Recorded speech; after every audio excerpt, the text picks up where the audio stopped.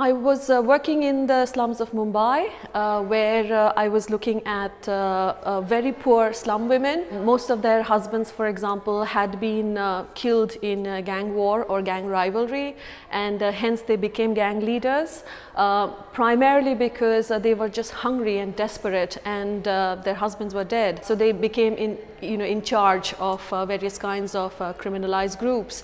Now, one of the major reasons why these women turned to a violent political movement was within the discourse of that violent political movement, martial goddesses or women who were armed and dangerous were celebrated. While everyday Hinduism, it worships or celebrates goddesses who are much more passive, who are good mothers, who stay at home, and goddesses who are goddesses of learning or of money. This was a deeply patriarchal social setting, and what the women were trying to do was that they were trying to plug into very traditional discourses of religion, which was about the celebration of martial goddesses, to justify and prolong their current activities. Even though it may not have led to a change in attitude in the long term, the emphasis of my work was on the short-term benefits which these kind of affiliations or these kind of strategic affiliations can achieve. So because of my interest in cities, I'm interested in the way that religion is incorporated in social life, in political life, in economic life, and how a range of agenda, whether it's from poverty to politics to housing to urban redevelopment, all of it impacts the way that people incorporate or practice religion in their everyday life.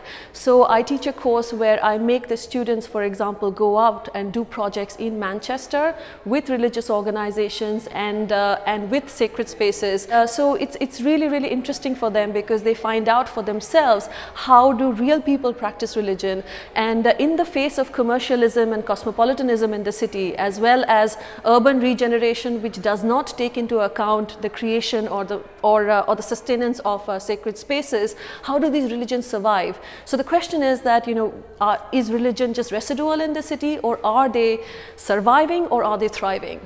So I use a lot of the theoretical material which I use in the context of South Asia, or a lot of research material which I use in the context of South Asia, in the context of Manchester. A simple example would be, I looked quite extensively on women's presence in sacred spaces, and what was the mobility of women? Were they allowed into certain kind of sacred spaces? What kind of dress did they have to wear? How did they have to conduct themselves? Did their body language have to change when they were out on the streets? When they crossed the threshold into a sacred space, how did their attitudes change? How did their religious practices change? So I teach about that in the classroom, and then the students can use that material to see whether the exact same things are happening in Manchester, especially in the treatment of women.